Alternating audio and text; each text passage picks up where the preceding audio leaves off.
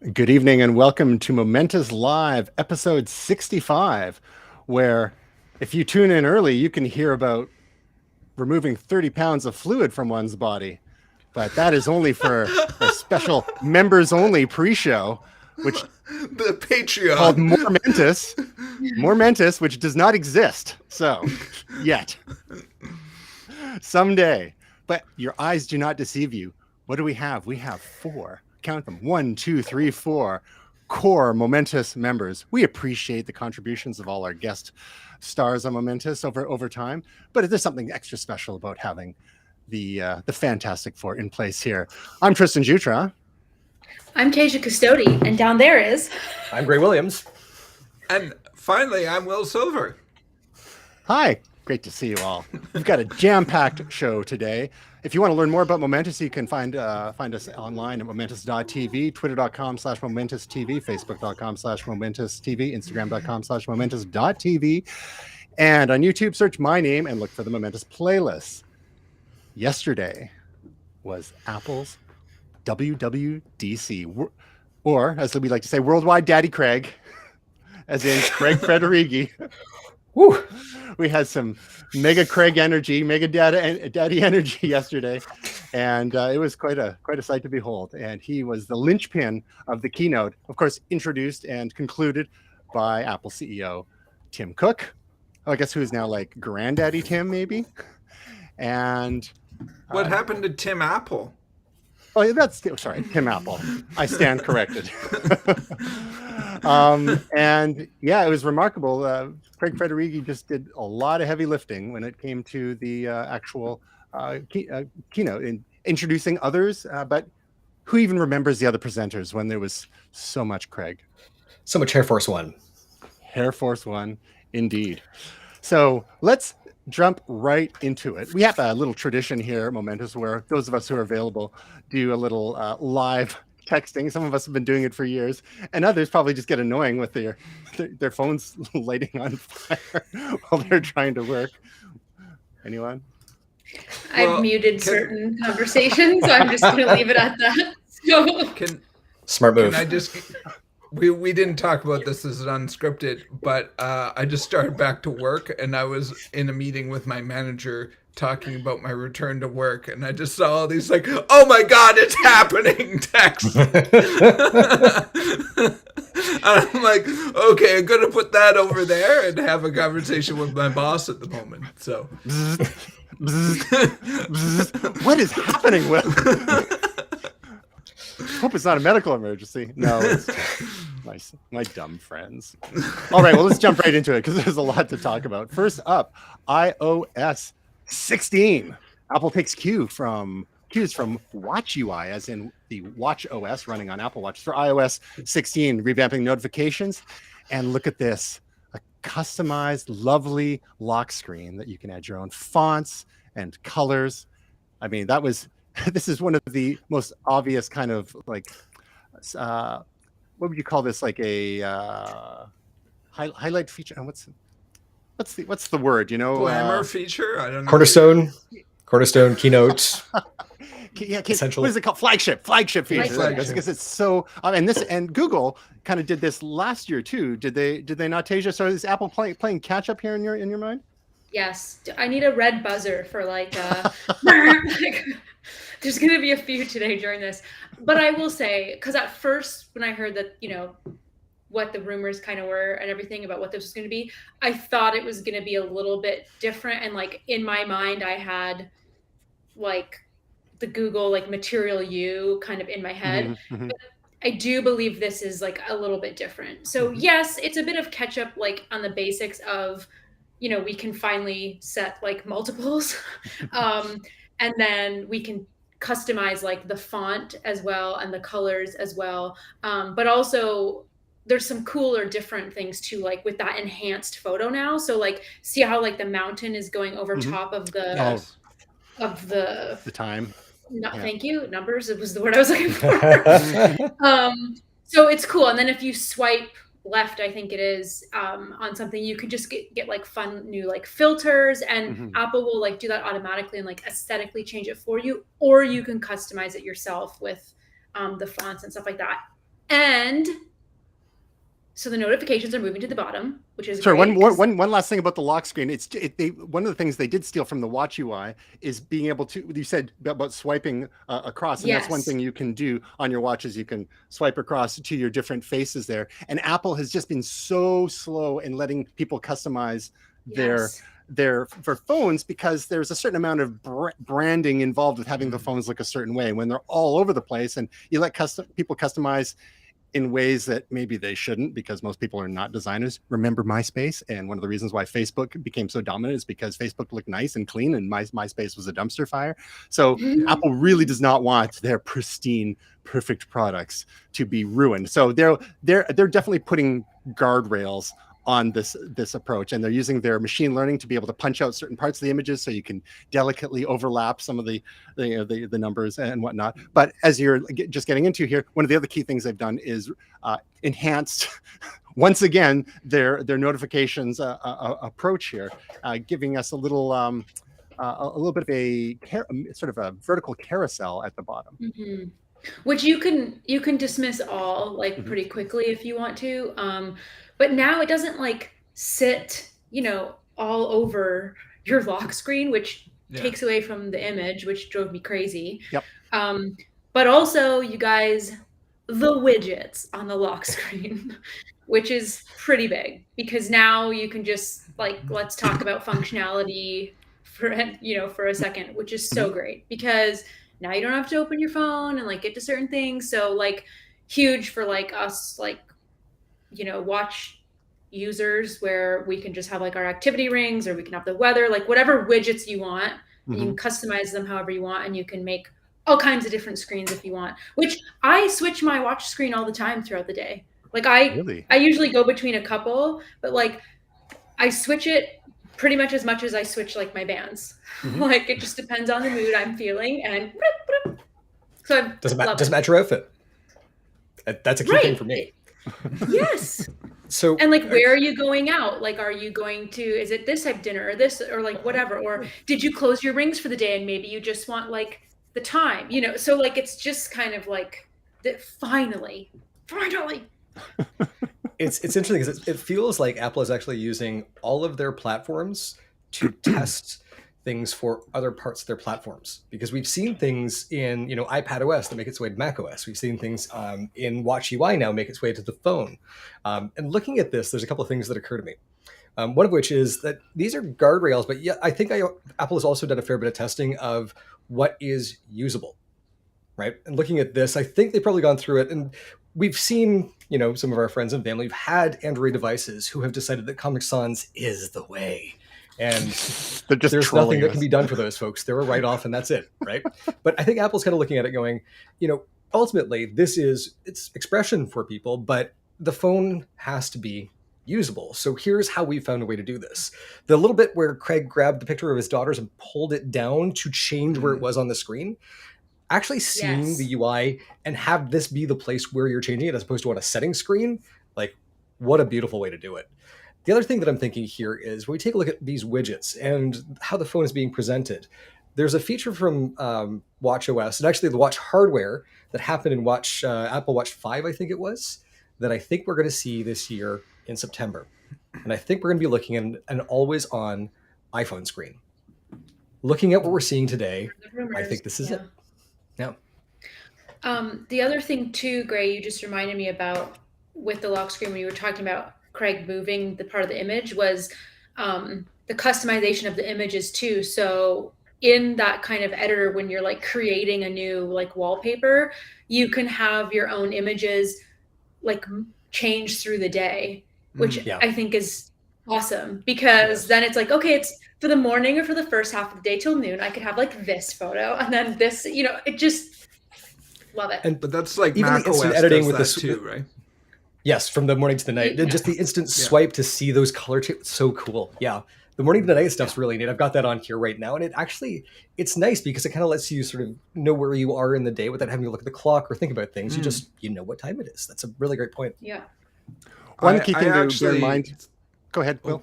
Just jumping in. As someone who's done Photoshop for 20 some odd years, the cutting something out from the background. Oh my God.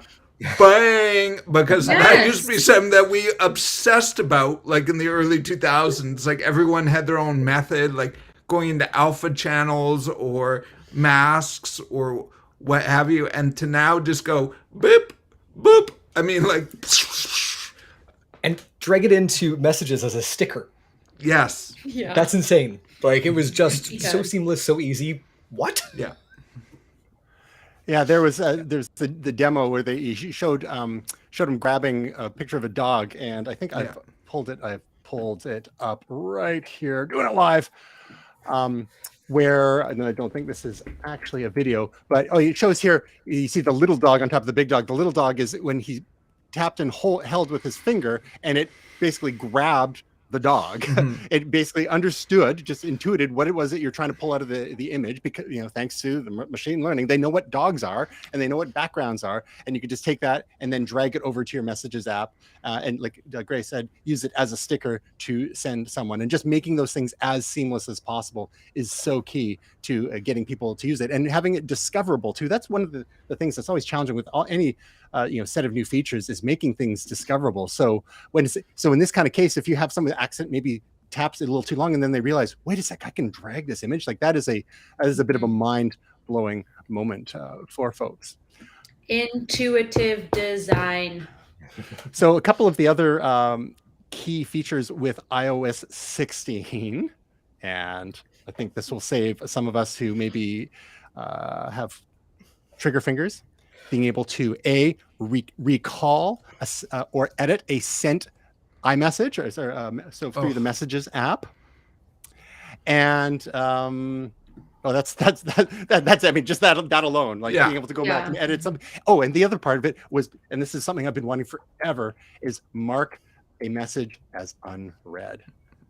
So you can go. So for some of us, that's a reminder that I got to get back to that person on there. It's like sometimes you don't want to tap on a message because then the little dot will go away and the notification badge will go away, and you forget that you've got an outstanding message. Like this is something that some of us have to do with email all the time if we've got undiagnosed adult ADHD. It's just another coping mechanism. So finally being able to mark messages as unread, like hallelujah. Any other iOS 16 features very meaningful to either of you? We got live text. Tasia, here you go. Time for Google to glow. But I'm gonna go bing. So it's kind of so the live text and video though is the new portion of it. So with iOS 15 we got live text, right? And we're all probably familiar with that in our images where we can just copy and paste text from an image. But now you'll be able to pause the video from that video frame. You'll be able to copy and paste that text. Now, where I'm calling copying, because they're copying a lot from Google Translate here, is basically they're going to have it. I don't know how many languages you'll be able to translate to, but you'll be able to do things like automatic translations and get currency information and stuff like this. So this is my bang Google button again. They are really trying to be with Apple Translate. Is that even what it's called? Don't know, because I only use Google Translate.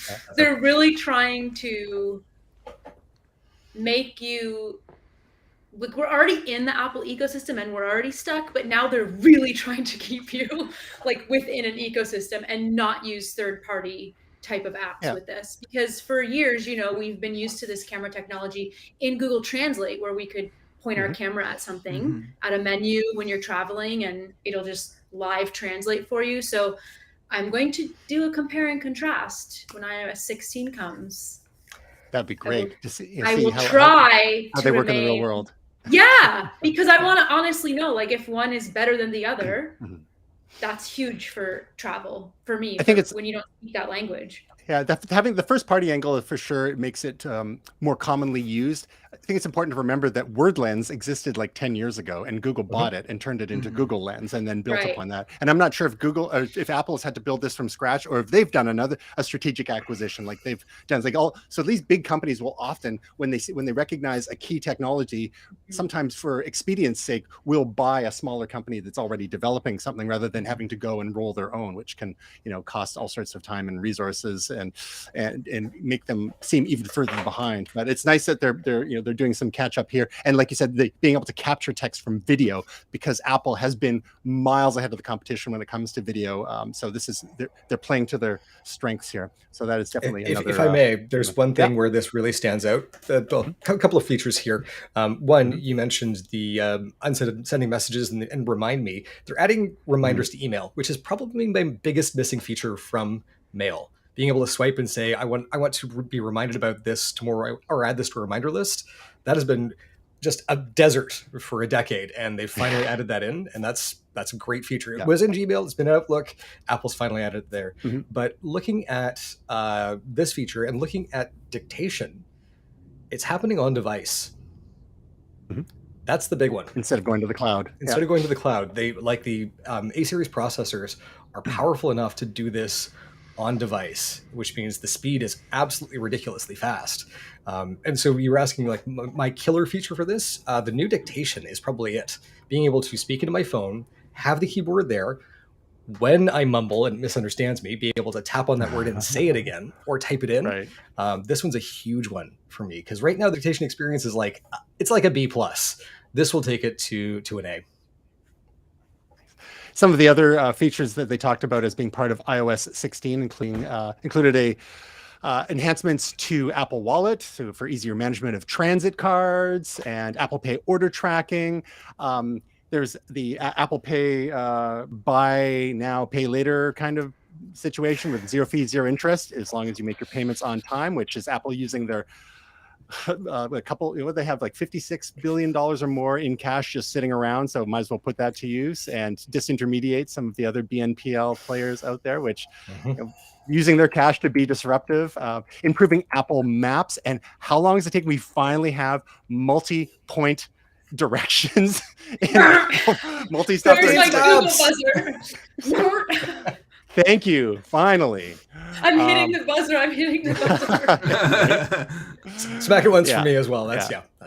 So that's definitely some catch up going on there. And then, of course, iOS 16 news app getting my sports section for those that are into sports ball, shared tab groups in Safari. And then for those who are doing any smart home stuff, they've totally revamped the home app, which I've only just started using in the last year or so, as I've sort of been setting up additional smart switches around the house and whatnot. And they announced their participation in Matter, which we've talked about previously on the show, the alliance between all sorts of technology manufacturers to have some common standards for Internet of Things and smart home devices. So as part of this process, Apple has rethought the home app interface, and it looks a little bit better. It's tough, especially for those who have lots and lots of devices. It can get a little crowded on the home app home screen. So anything from any of you to add on any of those features, others that we haven't talked about for iOS 16 before we move on?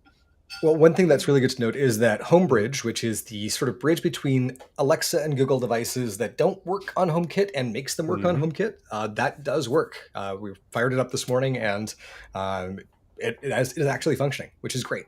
So, hooray! Really good to see. And just looking at that system on the whole, there are a couple of features of the new home system that are they're way more consumer friendly.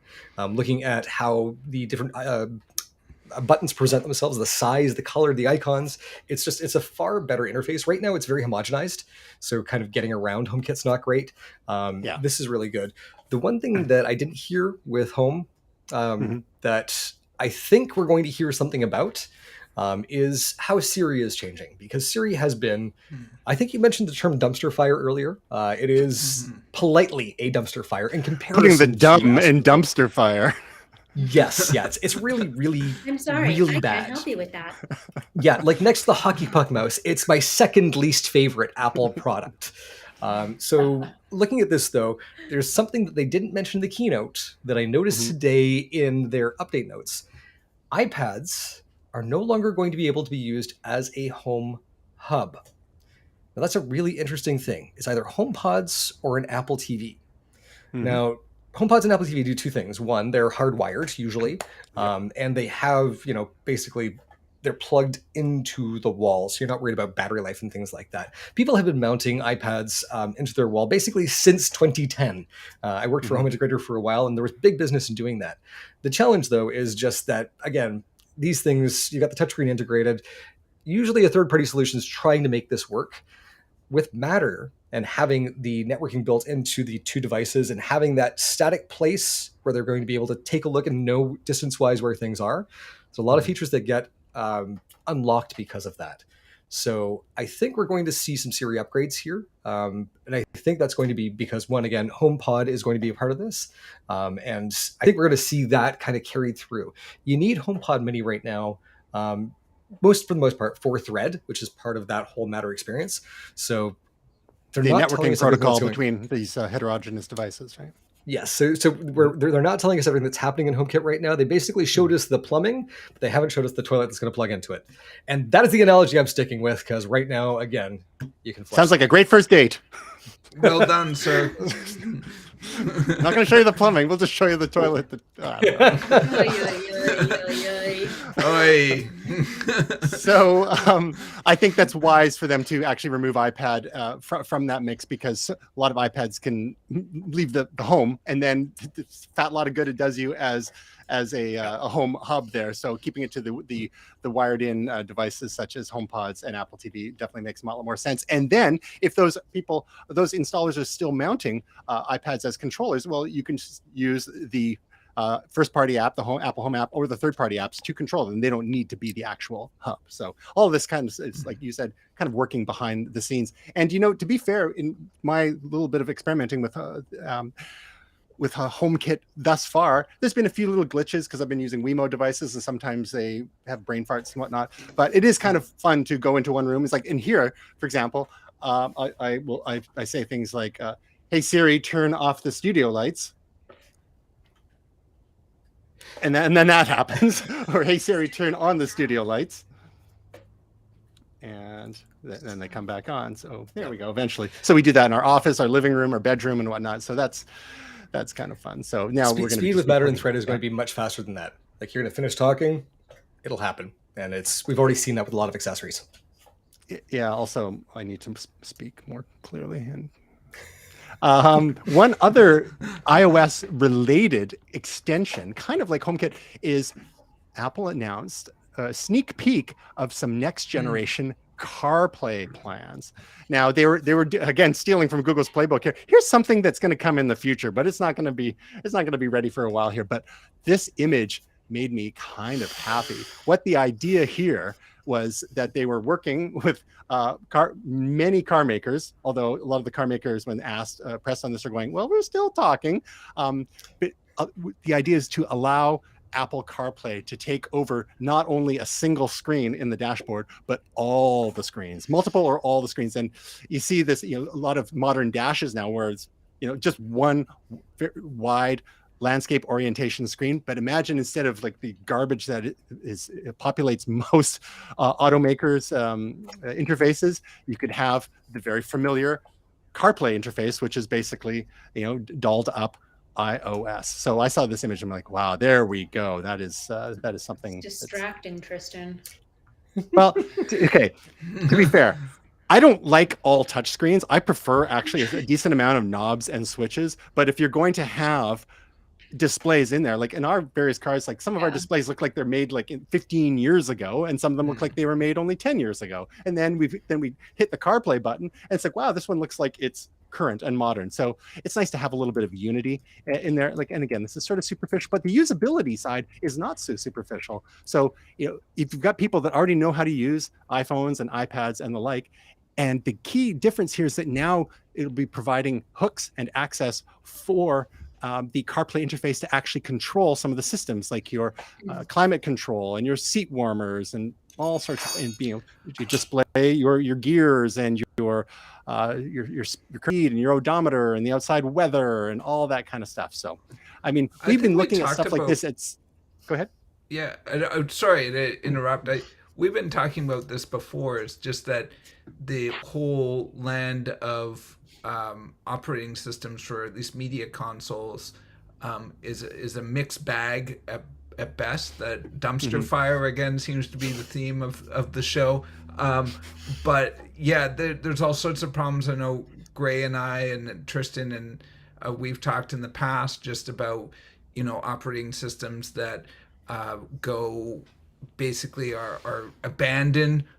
People try. There's somebody at my work once who was a developer who was trying to jack into his older system to try to use new iPods and stuff like that. Like there's all sorts of stories about that. So I've always thought this is a market, and I know that Apple CarPlay and wasn't there an Android version as well? Android Auto, yeah. That's Android Auto.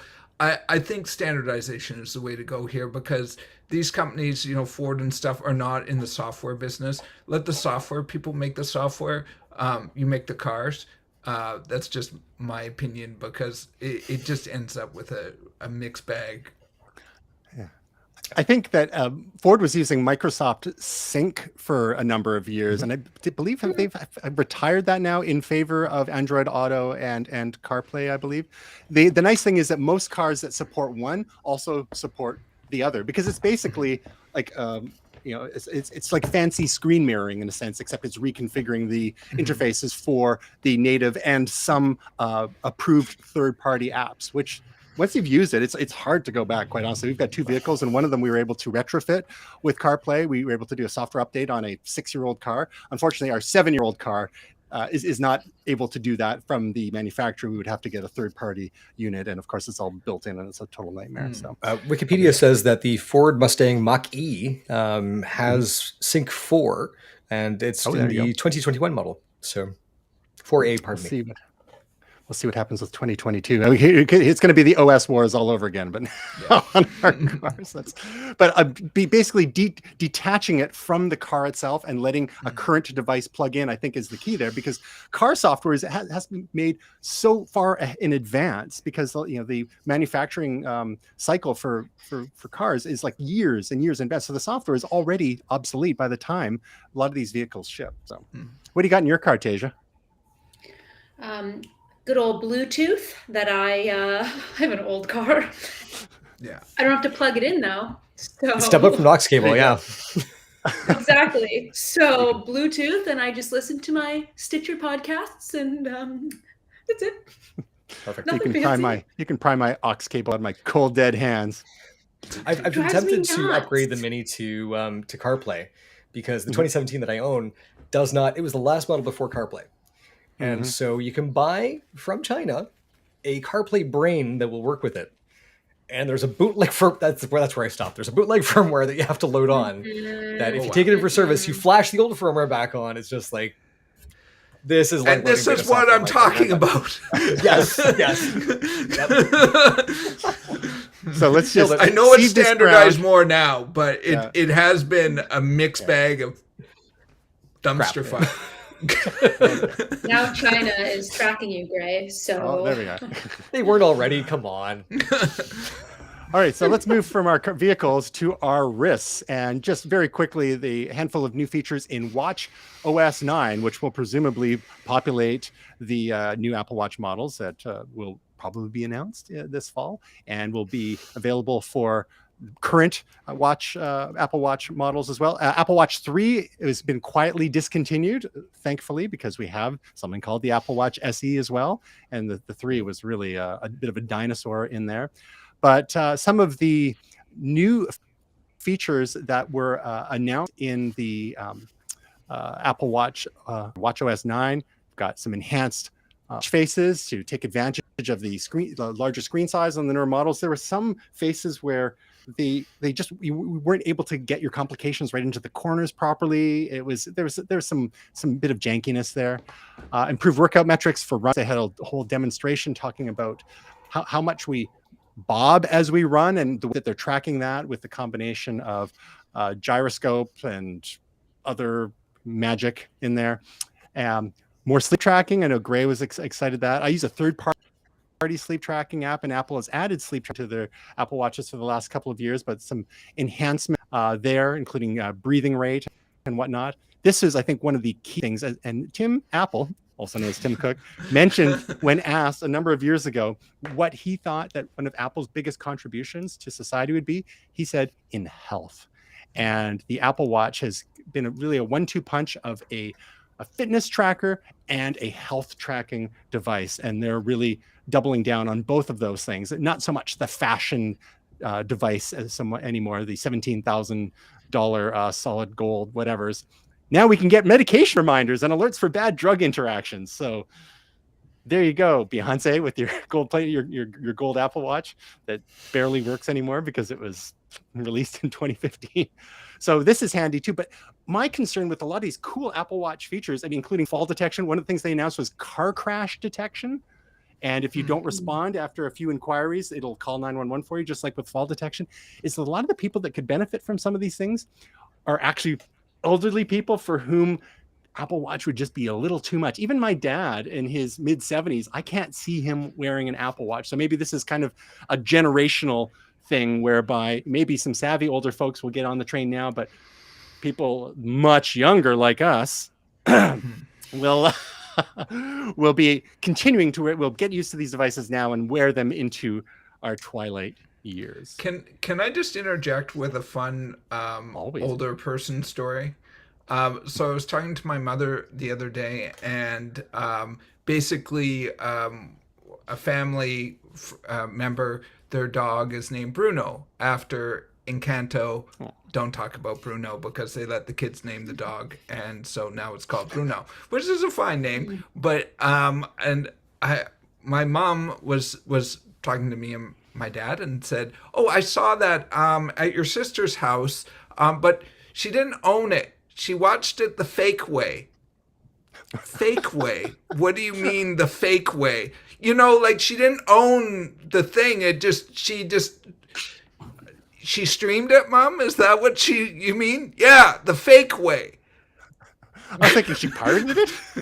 Yeah. So I think that's sort of what my mom was saying, but no, she watched it on Apple Plus. My sister has Apple Plus, so it wasn't pirated. But yes, in my mom's mind, if you don't own the thing and put it into a player, then you've stolen it.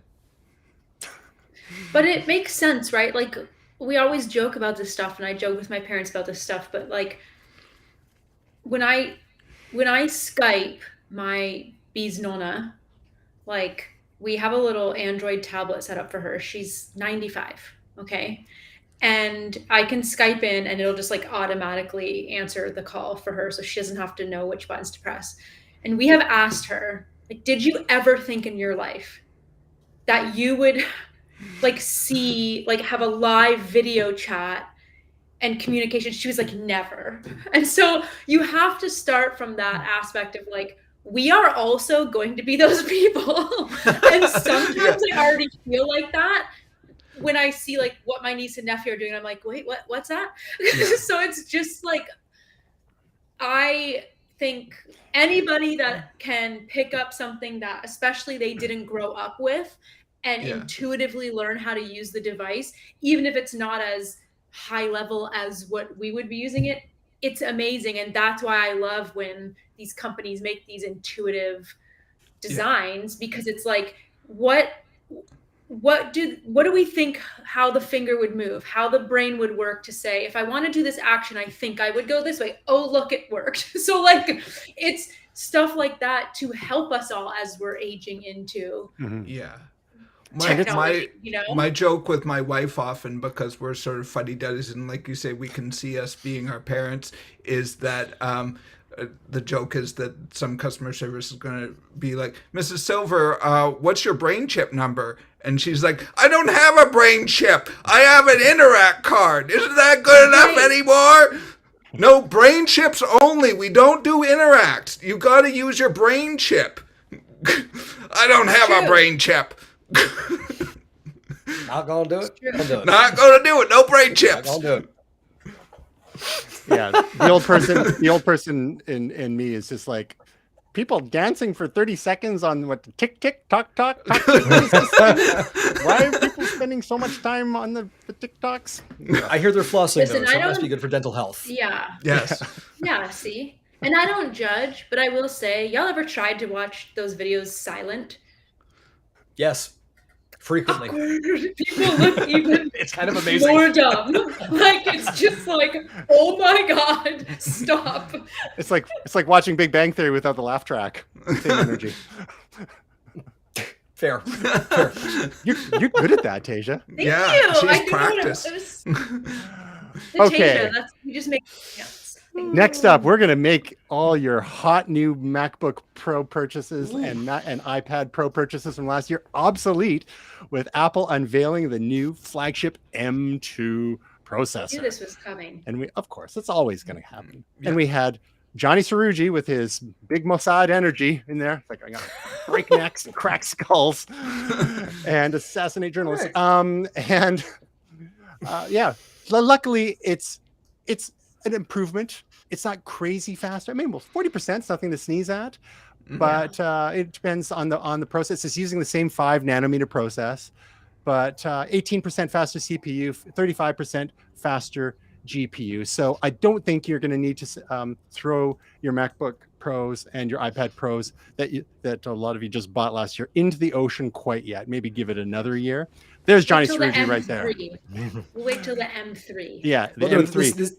This is paced perfectly, right? Basically, you get a fab where you got one of these things that works on die, and then you get the Macs where you get 2 of them, right? Like this is Apple's future, where basically you're going to see the entry-level models get the next generation hardware, which will still be competitive or not as fast as last generation's top end. And they're just going to keep doing. It's like a caterpillar track. It's just going to keep going. And they're just going to follow the same track. So if you've got a Pro machine, you're always going to have good value for when you buy it, right up until that like window where they say, okay, then a while, so now the new one's coming. But we're going to have this predictable, like this. They've taken the best part about buying a new phone, which is when the new one's coming, and they brought this in their computer lineup. It's genius, and I couldn't be happier to see it. It'll be interesting to see what sort of this rhythm. So it's been 2 years since they revealed the M1, right? So if they're going to advance a generation every 2 years, and in the interim, do their iterations on that, just like we had the M1 Pro, the M1 Max, the M1 Ultra. Now it's interesting because this is a different approach than a lot of technology. A lot of technology starts at the high end first, and then bringing those innovations down to the lower models as you ramp up the economies of scale. A lot of the engineering costs are absorbed by the high-end users at the outset. So Apple's kind of flipping this model whereby they're getting this new hotness into the lower-end models first, and then simply sticking these chips together like Lego, whether it's 2 or 4, or maybe more. We'll see what happens when it comes time for Mac Pro, because that's the elephant in the room. It's like, what's happening with the Mac Pro? Some people were thinking, well, maybe they're going to have some sort of 8 core thing with their 8 chips together for the Mac Pro. But they had said at their last presentation that was kind of it for the M1s. And people are like, oh, so they're going to save the Mac Pro for M2, or are they going to give it a different name? Is it going to be like an X1 or an X2 or something like that? And to kind of separate it, because the current Mac Pro is still on Intel hardware, and that is like the last vestige. I think there's still a Mac Mini kicking around for some reason, maybe for Mac Mini Colo, something like Mac Stadium, where they do hosting on devices, and some of them might still want Intel versions. But the Mac Pro is the big holdout, and I think they have until this fall to do their 2-year thing, although some of us were hoping for today. So M2, definitely an advancement, a refinement. It's a little bit bigger, it's a little bit faster, but it's not so much better that you need to throw out your M1 based stuff or your t-shirts. No, I mean, we'll be able to do a lot more, a lot faster, which I feel like being on like I've got the M1 Max. I felt that upgrade with that already. Do you know what I mean? So totally.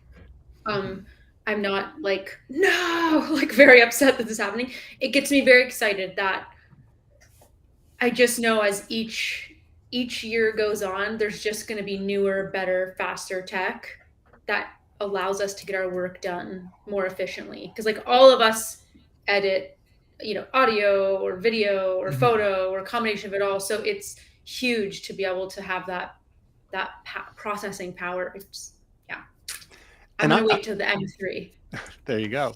And I'm still really happy with my M1, my plain old M1 MacBook Air, which was such a leap from my previous, I think 2015 Intel based with Intel i7 based MacBook Pro. I kind of skipped all the problematic keyboard models and went, it was holding out. And the M1 MacBook Air, it's a great little machine. It's powering my end of the stream here, and I do video editing on it, and I'm not doing like all sorts of 4K or 8K stuff. It can do 4K. 8K might get a little tough, but for those who were maybe hitting the limits of their M1 MacBook Airs, well, Apple went ahead and announced a redesigned MacBook Air with the M2 chip, and just like they had in the MacBook Pros that were announced last fall that y'all got, MagSafe, the return of MagSafe to the MacBook Air, which people might ask, well, why? It's got 2 USB-C ports. Well, lo and behold, they added MagSafe in addition to the 2 USB-C ports. So that's that's kind of a win, because I don't know if I would necessarily carry around a MagSafe adapter if I could just use USB-C on the road. But it's nice to have that extra thing that's not occupied by a power adapter if you don't need it. If you need those 2 USB-C ports for other stuff and you don't want to carry extra dongles or docks around with you when you're on the road, then you've got a dedicated power with that MagSafe there. So I'm like really tempted by this. But the key concern, and I mentioned this on the chat yesterday, that they have dispensed with the nicely ergonomic wedge design, and they've gone square corners so they could be like their F14 and 16-inch MacBook Pro brethren. So I'm still processing that. You'll get used to it. It's super thin. It's super thin, but that wedge shape. It's just like you don't get as much of a line in your wrist when you're working on your lap or even at a cafe or something. It's really nice. And the MacBook Air didn't originally have a wedge shape. It was more kind of tapered when Steve Jobs pulled it out of the manila envelope in the late 2000s there. But then pretty quickly after that, maybe 2 years later, they went to the wedge design, and that's been its iconic shape for so long. So anyway, and it's very light. Yeah, like less than 3 pounds. It's like 2.7 pounds. It's crazy light. They've increased the screen size. I have hard drives that weigh more than that. They've gone from 13.3 to 13.6 inches. But what is the key feature that is also on your lovely M1 Mac Pro and M1 Max MacBook Pros? You can't see it in this image here. We got what's that? That's where liquid retina? It is. The notch. A notch. Now, one of the improvements, though, they've gone from 720p webcam to 1080p webcam. So that is a trade that I'd be happy to make. I think you guys, does anyone here, does the notch bother any of you? It hasn't bothered me on my phone. I like the notch. It's something for people to tease about, but it's like, you still get your 16:10 aspect ratio for your movies and all that kind of stuff. And it's just sitting up there in your fixed menu bar area. So honestly, I think it's a non-issue, but it's just more ammo for, some certain types. Cranky internet arguers. Got it. Yeah. Now, one thing that I'm a little cranky about is that the price. MacBook Air was at $11.99 for a while. Then it came down with the M1 down to $9.99. Now with the M2, it's back up to $11.99. Again, US starting price, because we've got a nicer screen, as Gray alluded to, the liquid retina. It's brighter from 400 to up to 500 nits. We've got a better webcam. Now it's got 4 speakers instead of 2. Again, like, I'm not sure if they need to be putting all these pro features in an entry-level machine and excluding more people from that market. This is like a lot of, but they're keeping the M1 version around at $9.99, and this is typical, like classic Apple. Keep an old one around at that price. Maintain your margins, and then eventually maybe they'll move the M2 down to that $9.99 price point. But it's like Apple giveth and Apple taketh away sort of thing, right? I mean, they got to maintain their margins, and that's why they're the most valuable company in the world, I suppose. That's good old Tim Apple. So y'all have MacBook Pros. Can you think of anyone in your lives that may benefit from an M2 MacBook Air, or even like a cheaper M1 MacBook Air, which isn't any cheaper than it was a couple days ago, but it's still there? I mean, I have to use the MacBook Pro for the type of work I do, on the go type thing. And I'm not going to spend that money to have like an Air on the go, even though I like how light it would be. Do you know what I mean? So, Yeah. I already talked everybody into buying an M1, so like they're good. They're good for a while yet. M3, we'll be fine. I think when my dad's Intel MacBook Air, which he loves, and every time I see him, he tells me how much he loves it. It's a 2014, 2015 model. And I think when that one gives up the ghost, it'll be probably won't even need to go to M2, probably just the M1, because it's very capable for basic, for a lot of folks just do basic web browsing, some office applications, and email. Like, so that's my concern about raising this base price up, right? Yeah. So hopefully they'll get this down. Go ahead, Tasia. But this is what people need to understand too, like with all this FOMO every year that we go through all these updates and new devices and stuff. And it's like, if you're working off of an old device that's functioning anyway, any upgrade to you is like, boom, holy moly. Like I always give my mom like my old iPhones. By old, I mean, for me, they're maybe 2 or 3 years, they're not that old, but I upgrade and then I just give her the other device, right? So to her, to jump from, so when whatever phone I get next, like this 11 Pro will go to my mom. Well, geez, she's on like an 8. So like, that's going to be a massive, so it's just a little lesson for people. Like you don't always need the newest, shiniest thing because since the tech is always getting better, like you personally could notice that huge difference without spending the crazy money to get the newest next thing.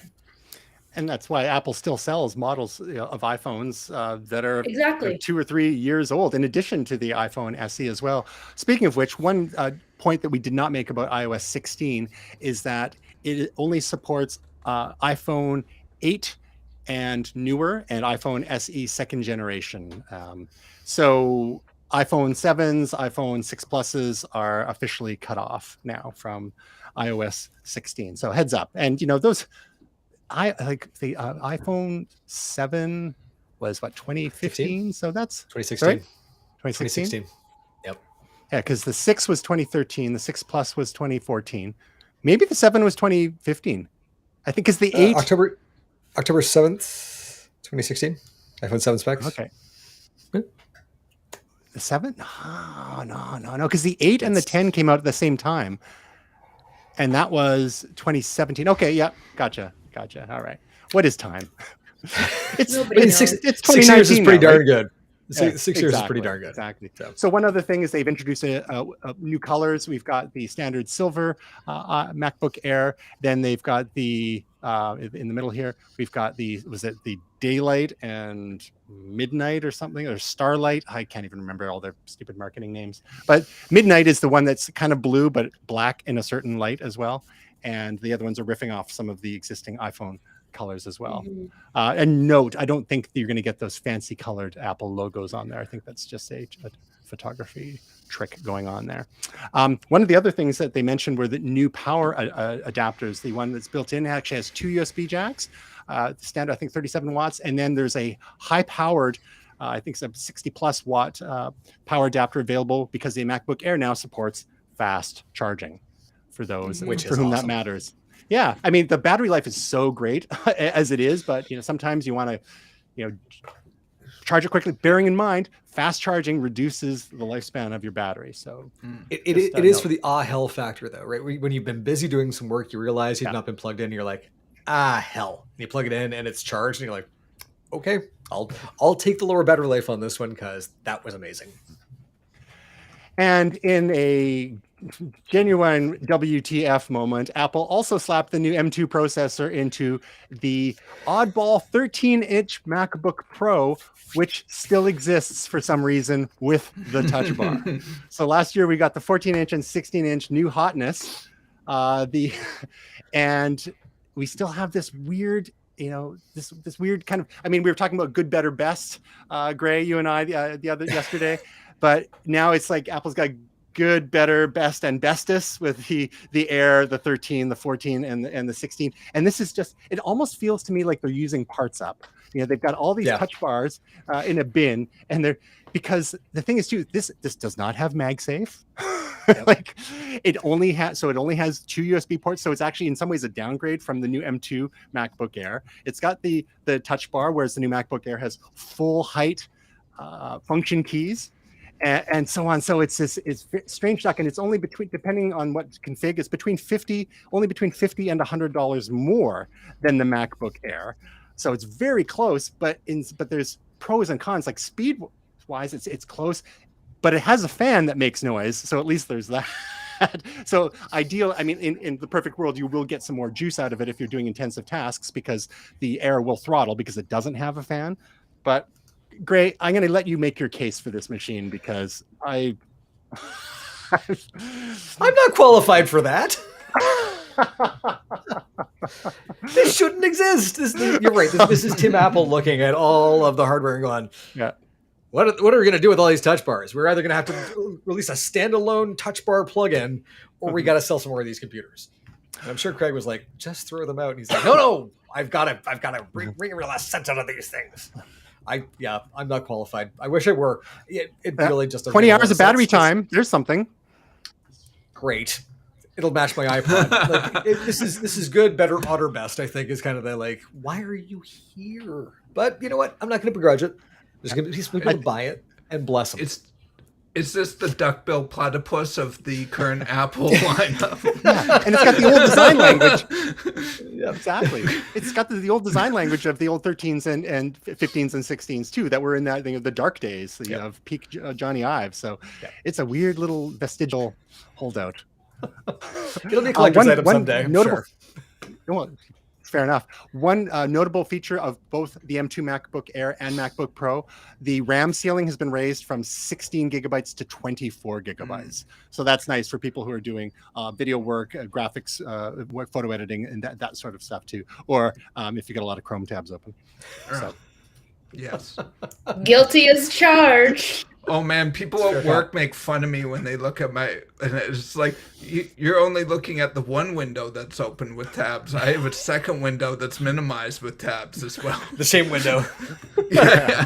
There's 100 tabs here. What's wrong with you? You're not looking at the half a dozen other laptops and devices that have 500 tabs open each that are currently in a holding pattern. Yeah. On their way to the ocean. What's wrong with us?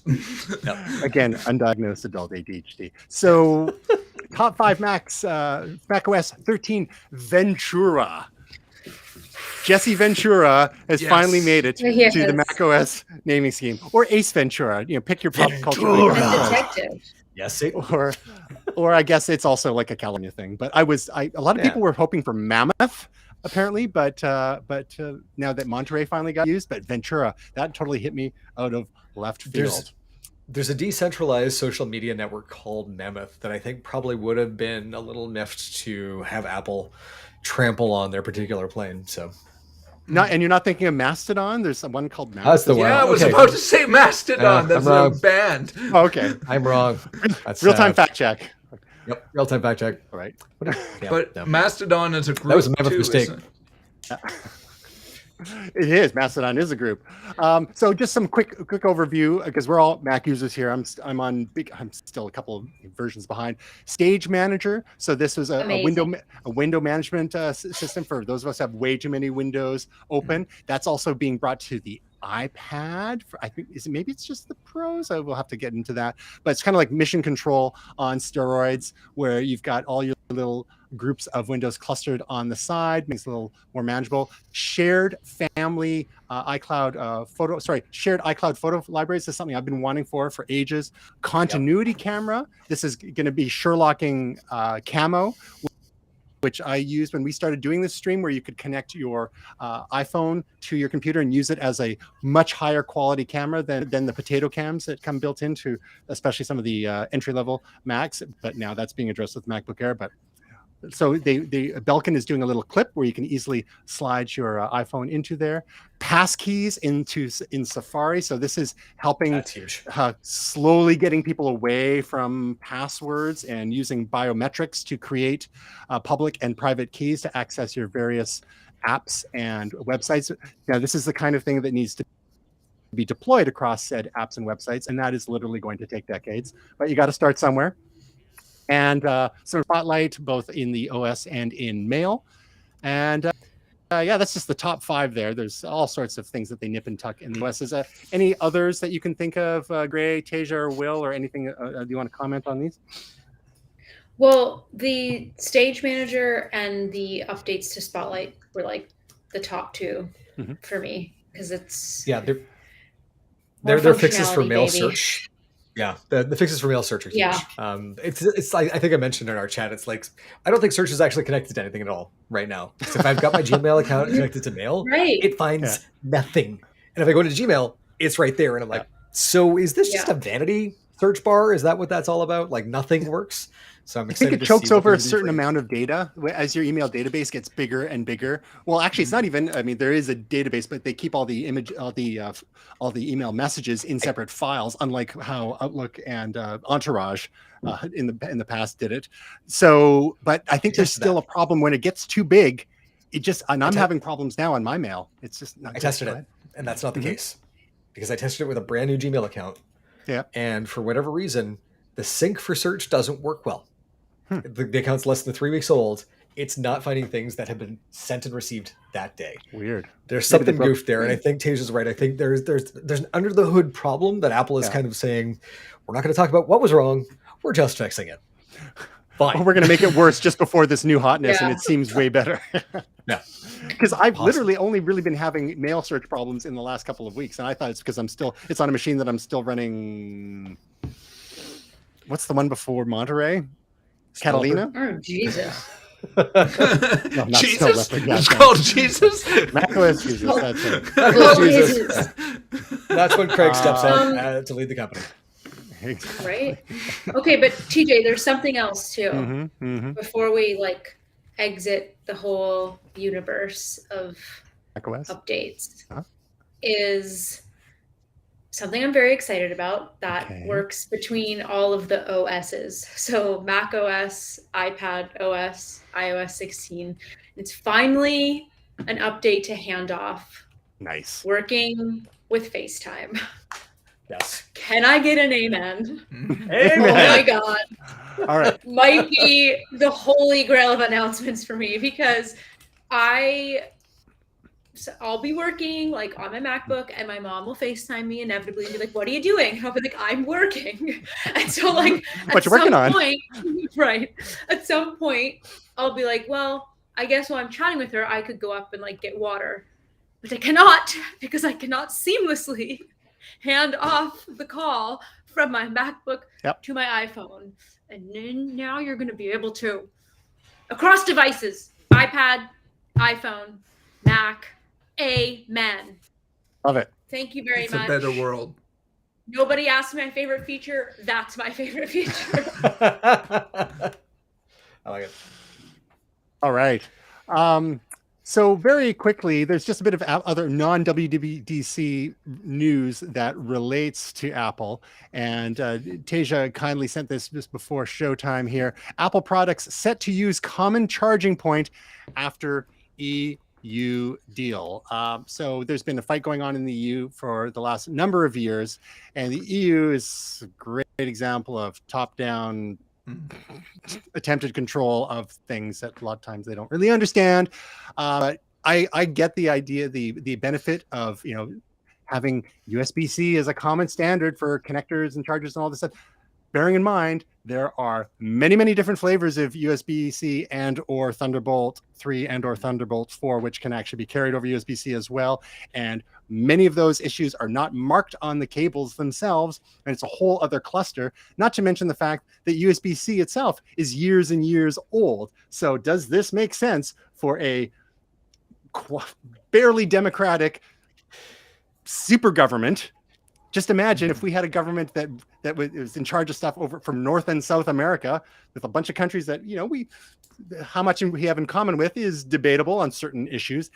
They're making rules for all of Europe about what kind of connectors go for phones and laptops. Does this make sense? No, and not just that, it's a whole bunch of electronic devices. So your speakers and digital cameras and headphones. The benefit is obvious for users, right? Yeah, of course. I think that's their point, is they mean well. Yes. Famous last words. Serious. Here's the crazy thing. Yeah. So Apple introduced the dock connector in 2003, right? 30-pin dock connector.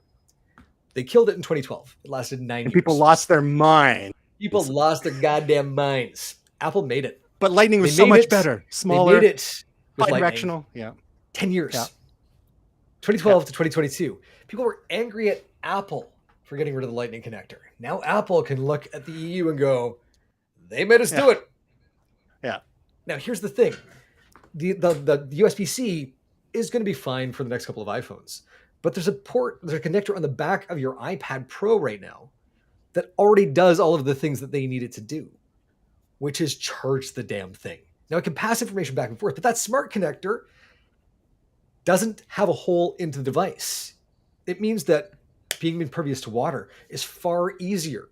So this is Apple just playing literal 4D chess with this. Of like, okay, we'll swap it out for USB, no problem, because it's going to be gone in 2 to 3 years, and you're never going to see a cable from us again. And it's brilliant. Yeah. Just as remains to be seen. I do agree with all of you, and I think this is classic overreach.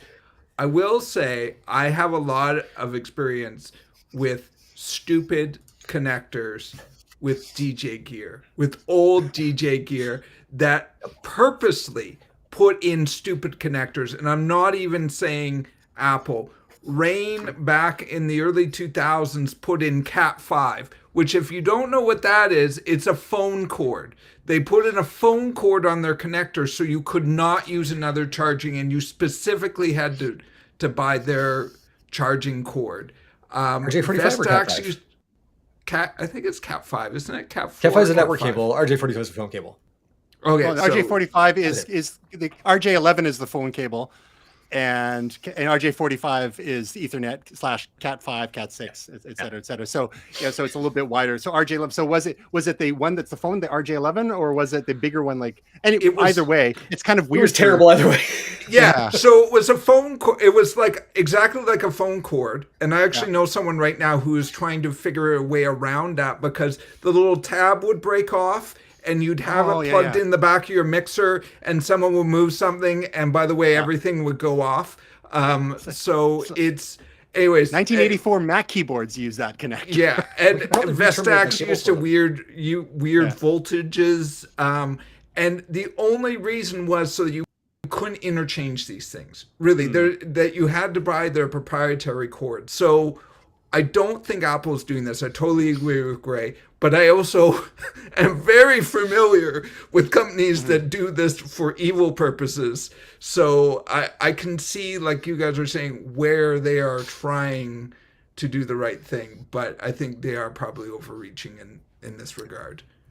Well, yeah, and it's locking people into a standard that is great now, but how relevant is it going to be in 3, 4, 5, 10 years? Are they just going to keep setting? Is that like, when it comes top down, that tends to stifle innovation? Like, if it, the reason why Apple went ahead with Lightning is because the USB consortium was dragging their feet on getting USB-C out the door. It was still, it took years for them to eventually, come up with that. And previous to that, we had USB-A, the full-size USB, and then the micro USB and mini USB, and they were not symmetrical. None of the previous USBs were symmetrical. Half the time you're sticking it in the wrong way, and it's like, brrr. So, but to Gray's point there, I mean, it's not like Apple is against USB-C. It's in all their laptops now. It's in all their desktop and machines now. It's in the iPad Pro, iPads Pro, and I think it made it down to the Air as well. But with the iPhone, it's like USB-C is just a little bit thicker than Lightning, I think by a millimeter or two.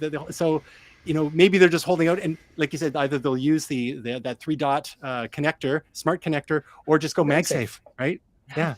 But it's the data transfer is the thing, like, and that's what is holding. Like, Lightning is really holding back iPhone data. If people are shooting 4K or 8K videos on iPhones, it takes forever to get stuff off it. Like, is it USB 2 or USB 3 speeds? It's super slow compared to what it should be. Now, you think that, why don't people just using AirDrop and sending them through Wi-Fi? But so I don't know how MagSafe is going to address the data transfer issue, but for charging, sure. Anyway, no one cares. Let's move on. I mean, we all care because Yes, but I appreciate it. So, Tasia, thank you for bringing that to our attention to raise my blood pressure in my advanced age. You're welcome.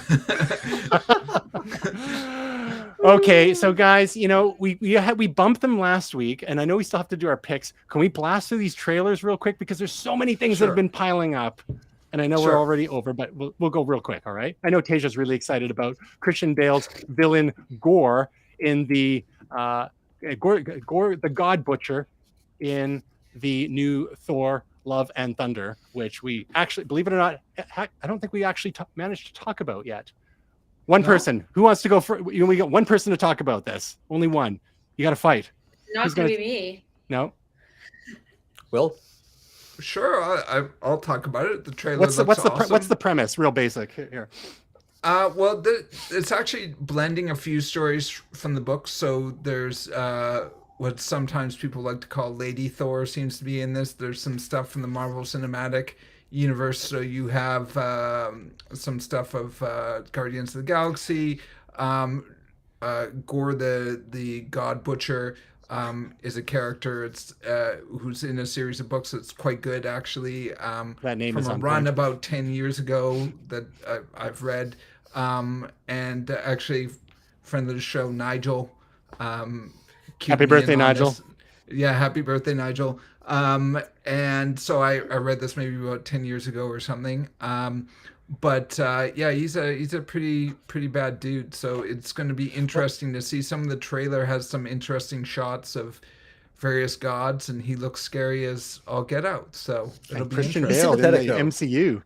He's sympathetic though, because his family died because of starvation on their planet, possibly related to the sort of thing that Thanos was talking about, and he's incensed that the gods did nothing, and so he's taken this black sword, which is a whole other thing, not the ebony blade from Eternals, but he's now going on a quest to kill all of the gods, and so it's like you're like, okay, Thor's a pretty decent guy, but there's Christian Bale looking a little machinist and very, very angry about things.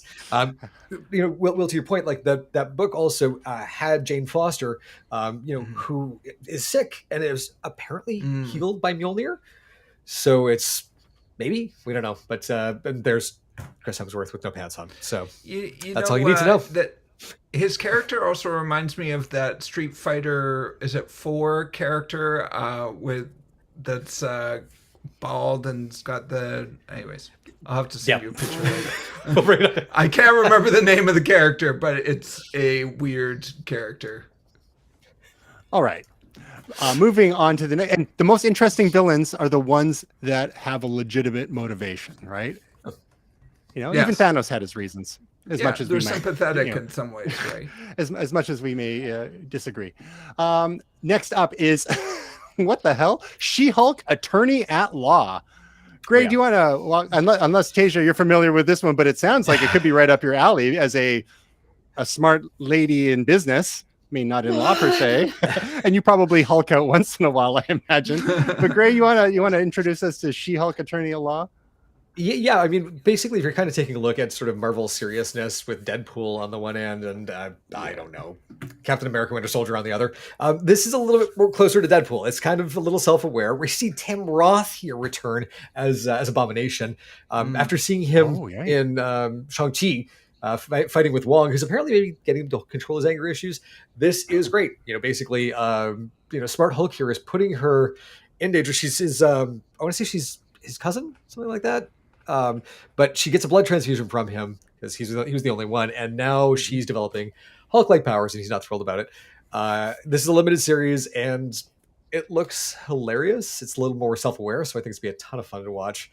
I'm, hoping that it's great. So you'll like her when she's angry. So that's She-Hulk and should be a riot.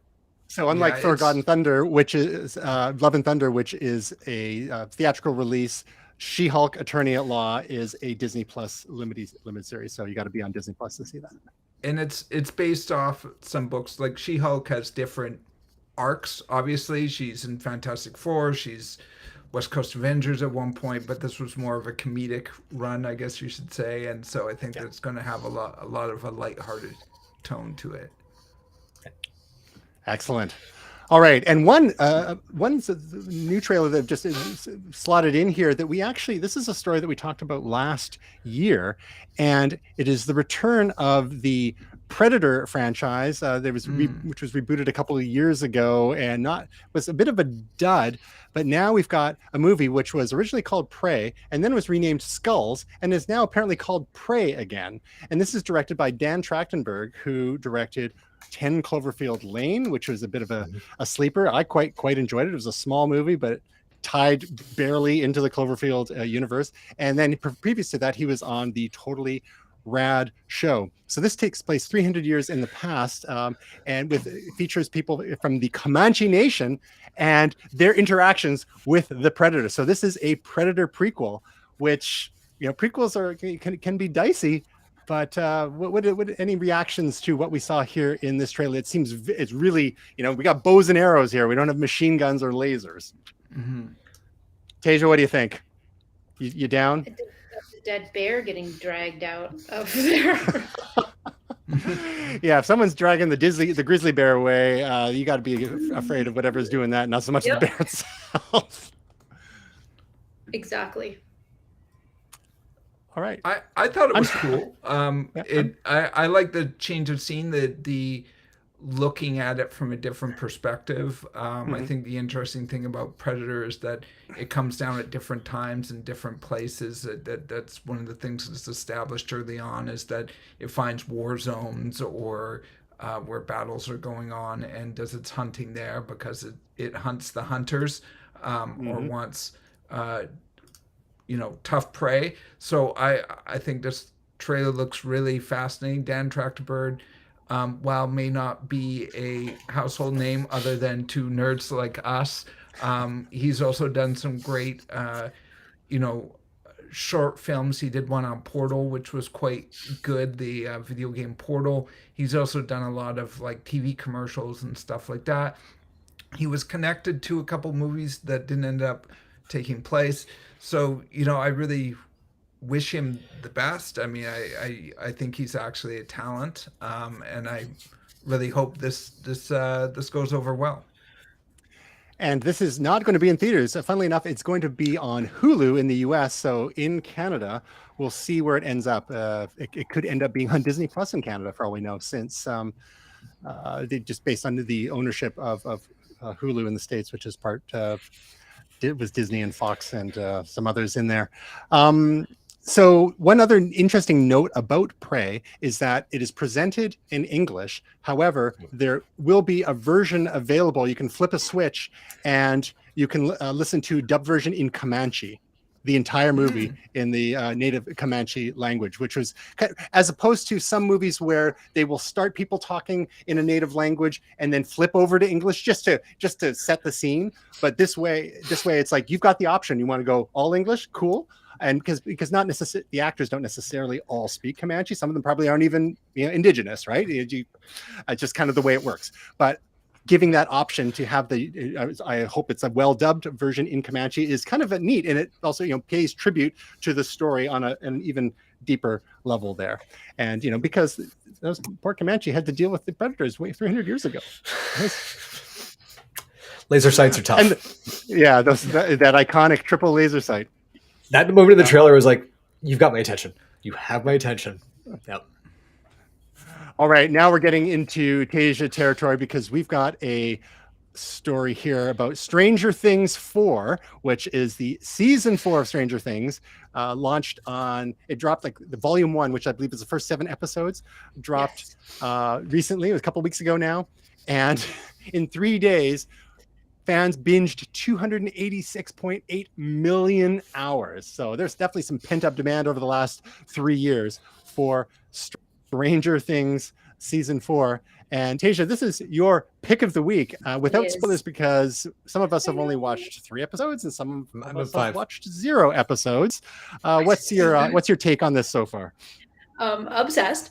I can't really say anything because if you don't want spoilers, but I will say is this: we do get some answers. So this season to me is a little bit different. Like aesthetically, I feel like we've gone back to like season 1 and 2 in terms of like, which features some of like my favorite cinematography ever. And this is very much like that. The episodes are quite a bit longer, but we actually get some background, some answers, and also kind of start to understand maybe what's going on. And that's all I can say. And then the final 2 episodes, so episode 8 and 9 of season 4 will come out on Canada Day, July 1st, which I'm going to have to avoid the internet for a while because I'm not going to be able to watch it until like a week and a half later. And so I'm just like, la, la, la, la, la, la. But it's so good. It's so good. And also soundtrack, like I don't want to give anything away. I'm sure you guys have all read a lot about that, or if you're already into it, there's you know, they always do a good job with music selection. That is all I'm gonna say. It's so good. Great. Have you started it yet? Yeah, I'm in episode 5. The longer episodes are fascinating because they don't feel longer. No, you consume a lot of content and then you go to check the next episode and it's almost feature length.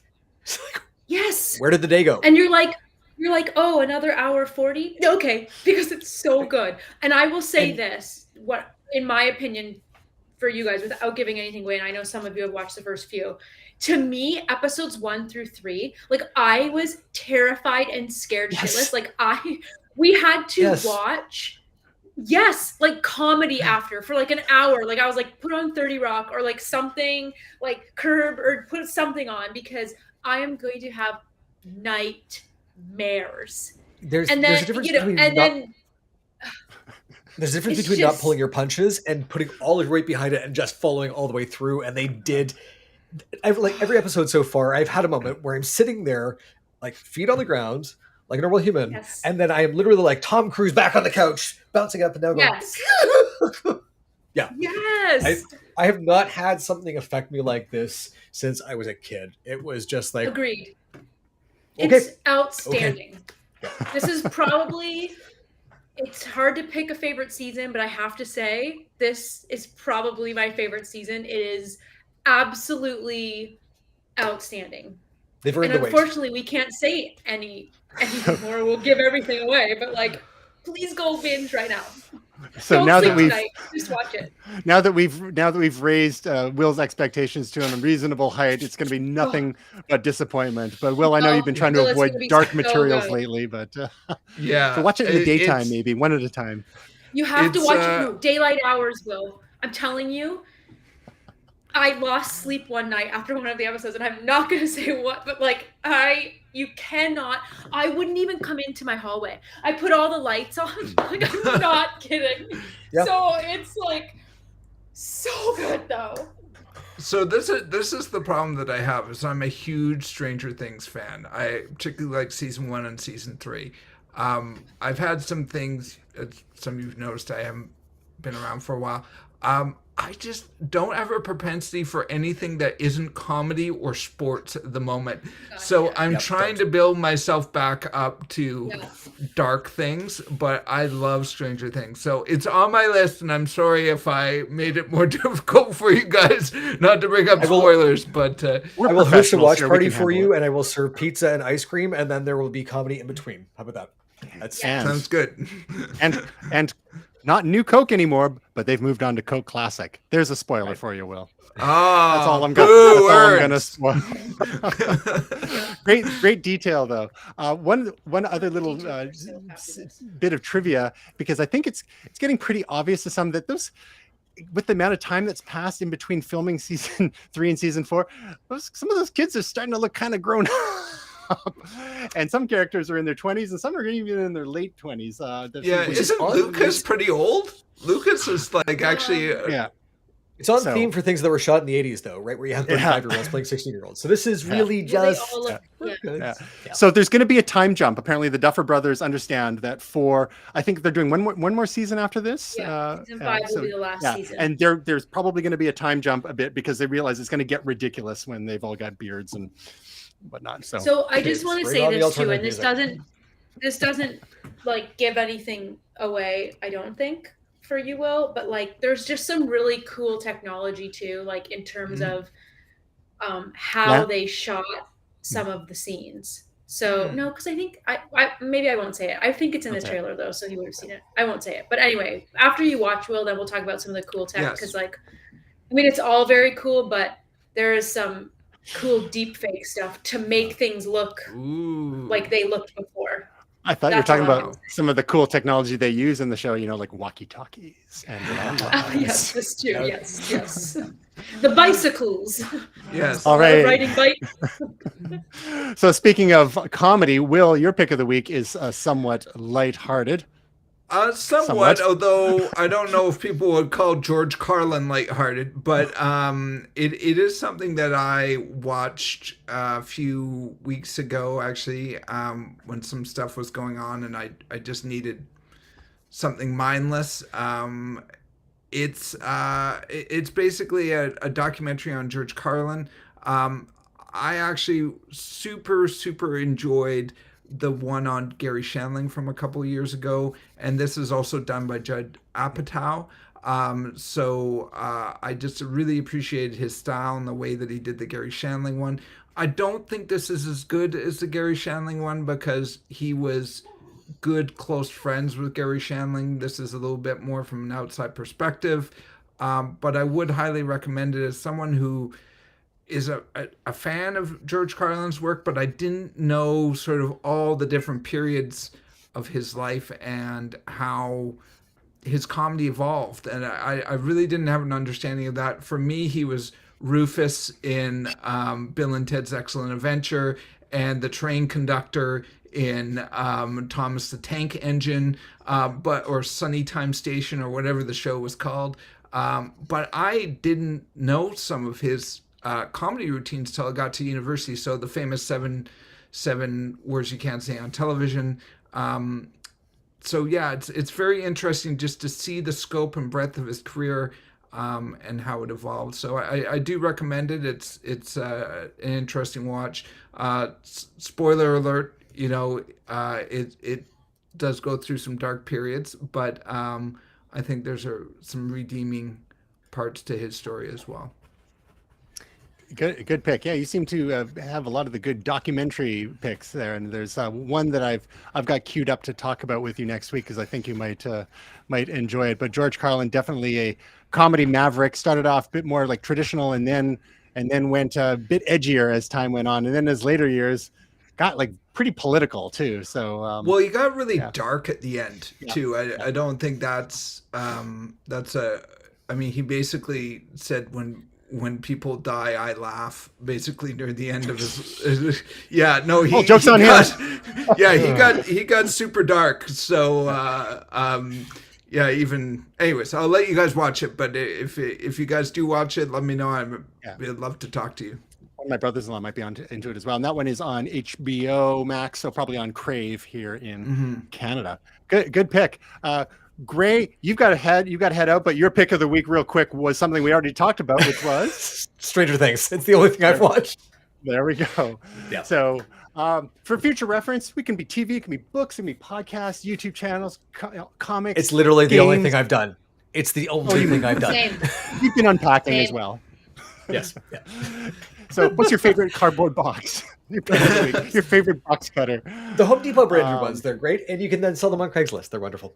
There you go. So love you all. Gray, we're going to say goodbye to Gray. And we're going to give you a salute, Gray. Just so you know, my pick of the week is Top Gun, Maverick. But I'll talk about it once you've gone. We'll catch you next week. I'm stuck in the stranger zone. See you guys. I see what you did there. All right. So my little story here is, I may have mentioned this to Will already, but Tasia, did not mention this to you, is that last week I had a friend text me and said, you got plans to see Top Gun Maverick yet? I'm like, well, not yet. He said, all right, what are you doing Thursday? I'm like, so there was a special viewing screening hosted by a local Porsche dealership, of all things. They rented out 3 screens at the local Cineplex Park Royal VIP Theater here on the North Shore of Vancouver, and of course, there was, hors d'oeuvres and drinks. Fancy. And popcorn brought to your seat, and M&Ms and pops. Wow. They had Coke Zero Sugar.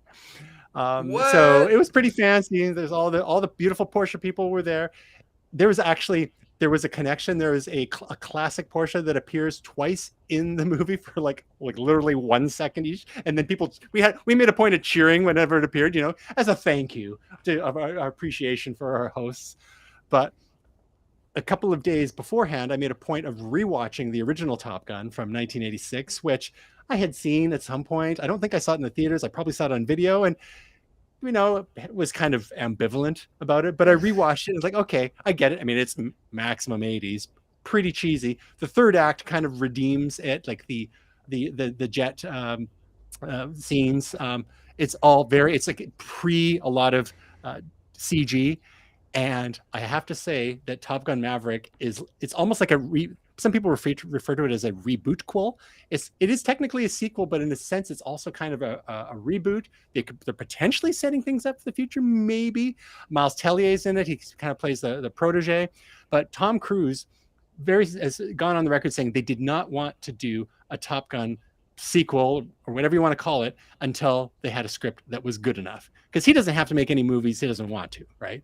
Mm-hmm. And the original director has since passed, and Tony Scott, I believe it is, and I can't remember who directed this one, but it feels like it was shot in the 80s, but with like modern filmmaking techniques.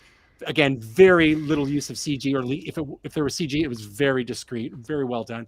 All the jet scenes were shot in jets, in flight. It's remarkable. Good script, good acting. I have to say, it was a lot of fun. I think I may have even liked it better than the original. Oh, wow. So, and it's doing monster numbers in the theaters. And this is definitely one of those blockbuster type, Memorial Day weekend movies that people are flocking to the theaters to see. And it's kind of like it hits all the points it needs to hit. And you feel good. I mean, there's some tension, some stress. You feel good. There's definitely some Easter eggs. There's some throwbacks. There's some characters we remember from the original as well.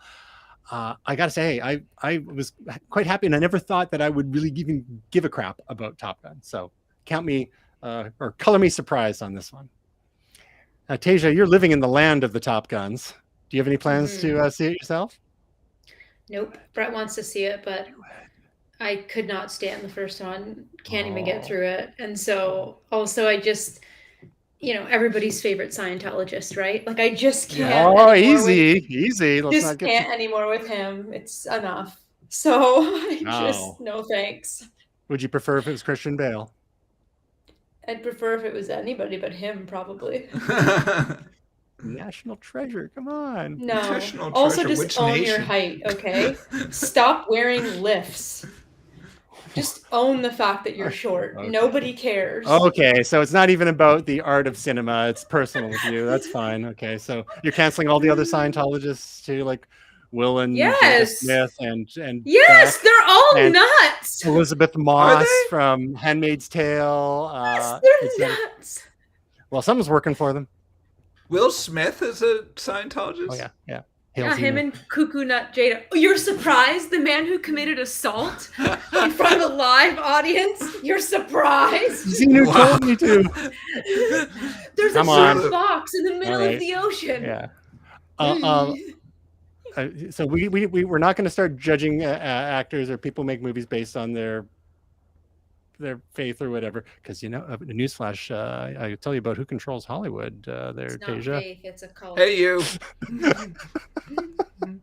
And the banks. Anyhow, moving right along.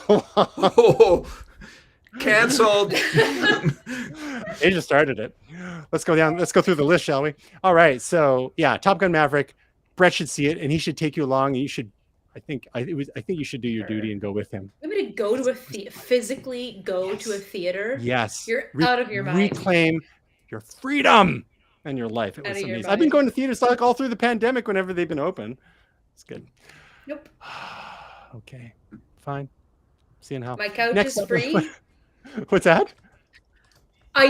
So when my couch is free, though, when my mom was here visiting, we went to the theater to get popcorn to take away. Oh, no way. Oh, You I could COVID smell that popcorn. movie popcorn in the mall, and I was like, "Excuse me, sir, do you mind if I come in and get some popcorn?" He's like, "Absolutely." Don't I'm they just do, proud like, you didn't- skip the dishes or something, Yeah. too? Like, yeah. I'm proud you didn't resort to that, because we would have had to cancel you. Like Uber Eats or skip the dishes, or like DoorDash for popcorn. People do that. I was Okay. there. We smelt it. It was delicious. Yeah. Oh yeah. Once I you smell it, love I had movie popcorn. popcorn for the first time a couple of weeks ago in like years. Yes, 'Cause, that's what it was. Yeah. Okay, let's move on. Let's wrap things up, because we know some of us need beauty sleep. Will, you've got a couple of we got a backlog of projects. We talked about one last week. Real quick, we've got 3 more in the chamber here. Yeah, I mean, I think at this point it's probably documented that I have a problem with making music. I just continually do it. I think, Tristan, just to tap into conversations that we've had, I believe in doing the thing, and you're a writer if you write, you're a music maker if you make music, you're a video producer if you produce videos, Tasia, like you do every week, and I believe that you should put in the reps, and so I try to do a couple, even if they're not great, beats a day, and so this has resulted in a backlog of stuff. The first one is Scratch Genesis Boss Level Beats 2, so this was, again, got some friends together and we made some beats. One of the sort of I don't know, cool things is that one of people in our community who's Ukrainian, he gave a beat. This was back 6 weeks ago, so they were just coming out of some of the lockdowns in Kiev. So he said, "Oh yeah, no problem. Life goes on." I'm like, okay. So he donated a beat, and got power. Yeah, you got power. You got access to your computer. That one I'm very happy with, and people seem to be pretty stoked on. The other one, I guess the next one was Level Up 12, which is sort of my main series of loopers, and that's kind of where I play around with a bunch of different tempos and genres, so that people get sort of to level up, as I say, so they can try different styles and different tempos. And then the last one that just came out, I guess last week, was called Retro, and that's where I did some electro and some old school hip hop, like very stripped down, like Run DMC type stuff, and some what they might call boom bap as well, which is sort of mid 90s heavy sample music. So a little bit of everything from retro type music. So it's a bit different than some of the other loopers that I do, where there'll be drum and bass or up tempo stuff, but or trap or something like this. This was all hip hop and electro. This is volume 3 in your retro series.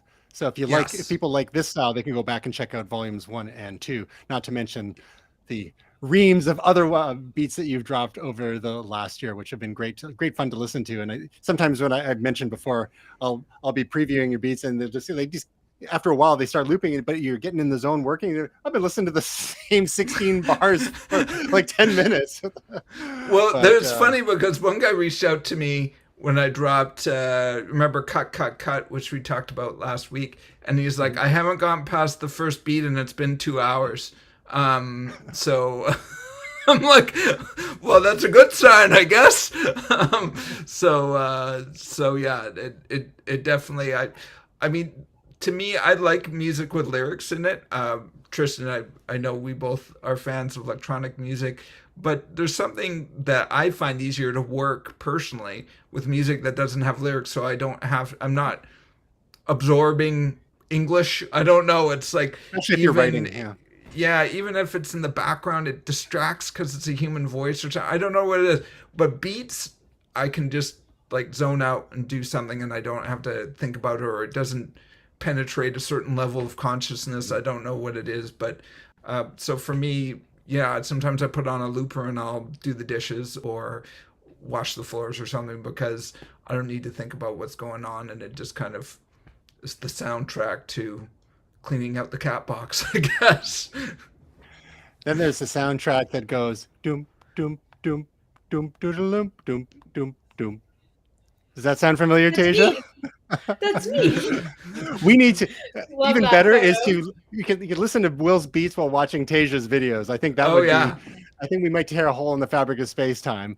But unlike Probably. Will, Tasia, we do not have a backlog of your videos because we've been pimping your stuff every week, even when you're not here. Thank you, So, guys. You How have exciting. your latest video is what is Google Lambda? Can you tell us what this one is all about? I think we spoke about Google Lambda a little while ago, and then this is an update. Is that like Revenge of the Nerds? Like Lambda, Yeah, Lambda, Lambda. Lambda? Exactly. That's what it is. So that's the video. No, I just explain, like, in layman's terms what it is, because like language model for dialogue applications, like what is that? Like nobody knows what that means. Like, hello, speak to me in English. So it's basically, I also break down why it's important and like how it's different from like our traditional chatbots or like our smart assistants, so like in layman's terms, it's really cool and different because sorry, there's like a bug on my foot. It scared me. It was really cool and different because like they're really tapping in a way to have free flowing, natural, open-ended conversations like with you and like the chatbot technology, basically. Okay. So Okay. the difference between Lambda and like your traditional chatbot is chatbots are programmed with like a set of answers, a set of question and answers. So they're pulling from a set data points. So they know like, okay, this question, I'm going to pull from this. I have this answer that could lead to this question, which I have pulled from this set data point. The difference here is it's basically sourcing open-ended material. So like all of the internet and all of the knowledge, and it's sourcing that so you can have free flowing conversations. So, like we all may talk and we may start talking about dogs, and I have a funny story about a dog, and then Will might change the story and say, oh, that reminds me of the thing my cat did, and can you believe in that my uncle said this? And now we're talking about something completely different, where if you were working with, like a close-ended chatbot, they're not going to understand that free flow. Like it's really truncated, whereas this is very much open source, and it's also capturing the nuances of human language. So how we speak with each other. We use like a lot. Oh, it was like this. It was like in a more casual, free-flowing, not necessarily grammatically correct term.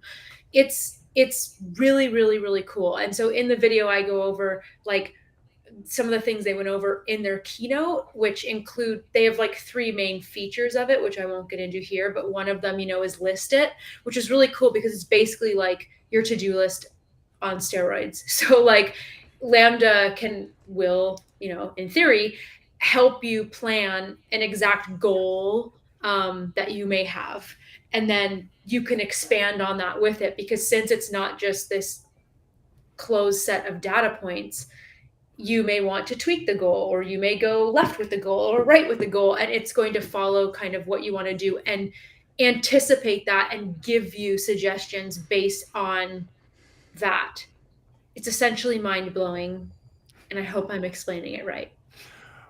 Well, if not, people can watch your video and get the Yes. full explanation. Now, Exactly. Google's been doing all sorts of work in natural language and machine learning and whatnot. Now, so do you reckon that is it the same technology that is powering Google Duplex as well, which is the thing that could call a business on your behalf and make a reservation or something that was like a little bit creepy initially, especially when it wasn't disclosing. But I suspect that this is all coming out of the same kind of research that they're doing with human interaction, how to communicate with someone via text or via voice in a way that doesn't totally freak people out and feels more natural, right? Exactly. It's exactly that. Awesome. Love it. So you can find out about Google Lambda 2 where? Over at youtube.com/Tasia Custodi. And all Tasia's work can be found at TasiaCustodi.com. And Will, we forgot that your work can be found at tablebeats.com. Table Beats or Tableless.net. Tableless.net has a web looper, and Table Beats has an app on iOS and Android. Beautiful thing. And then hit the library button and search for the username Molotov, Molotov. And you can learn more about us here with our superpowers combined at Momentus.tv, Facebook.com/MomentusTV, Twitter.com/MomentusTV, Instagram.com/Momentus.tv, and on YouTube, search my name and look for the Momentous playlists. Gray, wherever you are now, Tasia, Will, it's great fun as always. Good to have the whole band back together. And hope you and anyone that might be out there still watching, Mom, Dad, we hope your week Maybe. is truly momentous. They gave up.